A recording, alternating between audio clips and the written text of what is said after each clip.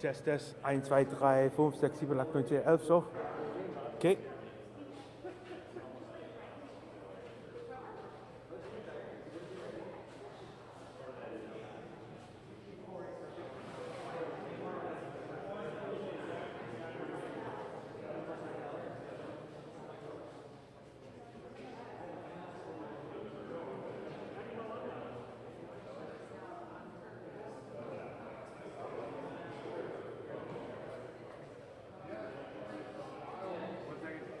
Okay, I'm walking outside.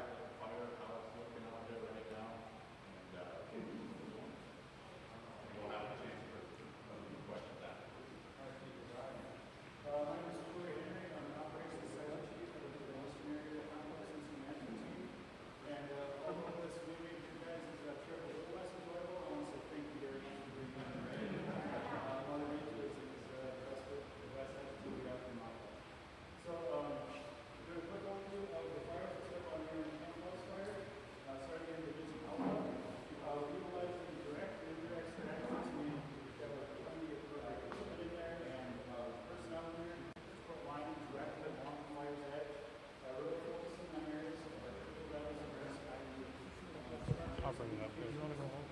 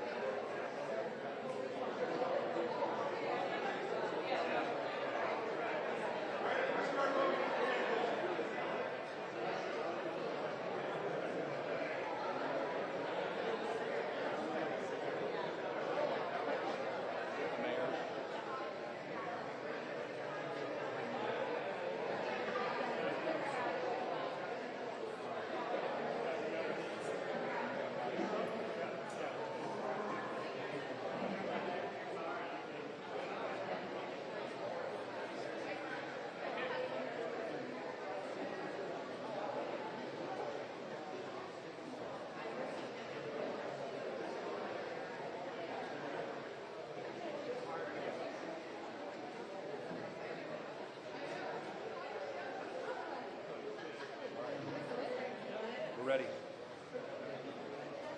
Well, good morning, everyone. And first and foremost, an incredible debt of gratitude and thank you to all of the first responders who are here, state, local, the Eastern area coordinators, incident commanders from the Forest Service, volunteers who are here and have been here since Sunday, and of course to the communities impacted by these fires. They were fast moving, they were incredibly destructive. We have neighbors who've lost their homes and their property, and this fire is still at this point in time, while being managed, is still very much uncontained. If you're hearing it, the sound that everybody wanted to hear was the sound of rain on the roof up here, but as these experts will tell you, that basically just gives a little bit of reprieve to get ready to go again. This is going to be a fight over the coming days and potentially weeks as these fires are brought under control. I just want to say a thank you. We have our federal partners, Senator Klobuchar and Smith, are here. You're going to see the state representatives have come down in the middle of their work to make sure their voice is being heard, and all of the local folks, the mayors, thank you, county commissioners, all the folks that are here to make a difference, and then a special thank you to the Red Cross and the organizations that are here. I think the biggest thing is, and this is a big thank you to the resources will come, our federal partners will make sure that those are coming. The state is in a position that I know it's too early for a lot of folks that are in this room because they're fighting the fire to think about, but folks want to know what recovery looks like. And I think that commitment, knowing both from the federal and the state level, certainly neighbors will help neighbors, but that commitment to help folks rebuild. And it's this time I always give a huge thank you to the bipartisan work in the legislature that passed the disaster contingency account. That means if we can't get help federally from FEMA or the incident doesn't apply, we have broad authority to put that money in, and that account sets at $50 million a year to help for flooding, tornadoes, incidents like this. So just to reassure folks on this, it's hard, and we certainly know that it's going to be traumatic over the coming months, but the commitment to rebuilding is there. With that, I'm going to turn it to our federal partners with Senator Klobuchar and Smith. Okay, very good. Well, thank you, Governor. And I have never been happier for rain in my life, especially a hard rain and a rain that doesn't seem to be accompanied by wind, even though there's a lot of wind in the rest of the state right now. Our firefighters and first responders have just done incredible work here. And from a federal angle, our job was to make sure that FEMA helped out with a fire grant and got that as a major part of this effort. And we have both, Tina and I have both spoken with the head of the USDA, which runs a lot of this, Brooke Rawlings, the secretary, and she has pledged to help in any way. And I put her in touch with the sheriff when he needed aerial maps, and they appeared to send them personally, so we got those. And we're just ready to help in any way. I am always amazed at how isolated these forests can be and how difficult the job is to fight these fires. You have properties that are separated by miles and miles, sometimes with limited communications. I learned today the work that's being done to protect the AT&T tower that provides the service to Ely, and the work that must be done to protect some critical infrastructure in these wild areas. But I want to thank them, and we are looking forward to thanking the firefighters personally. But as usual, northern Minnesota is up to the task, strong, and while these fires are not yet contained, we are doing everything we can because of the spirit of the people up here. We came up today to hear firsthand what is happening with fighting this fire, to survey the damage for ourselves, and to be really clear that we're ready to do everything we can to help respond to this fire, and then also, as the governor and the senator said, to help these communities recover once the fire is put out. I am always amazed by the way I see these communities coming together, and also how I see the folks at the federal level and the state level and the local level all coming together, working in an incident command structure to make sure that we are as efficient and effective as we can in controlling these natural disasters. And that is characteristic of this part of the state, and wonderful to see. I heard this part of the state, northeastern Minnesota, described as, what was it, ugly beautiful or something like that? which I love, and it reminds us that it is complicated to fight fires in terrain like this, where there's lots of wetland, structures spread very, very far away from each other, and putting together the resources to be able to fight a fire in this environment is not easy. So thank you so much to everybody who is doing the work, including the volunteers and the EMS and everybody that is working. And my heart goes out to the folks who have lost their homes or their cabins, places that are so dear to them, things that they will never be able to replace. We're thinking about all of you as we look towards recovery. Thank you all. We'd be glad, we don't want to hold these folks up too long. They're going to take us out and show us that. We'd be glad if there's a question or two. You've got some local officials here. The experts are, of course, the ones we're listening to, but Okay. let's get out there. All right, now. So thank you all. Thank you. Thank you. Thank you, everybody.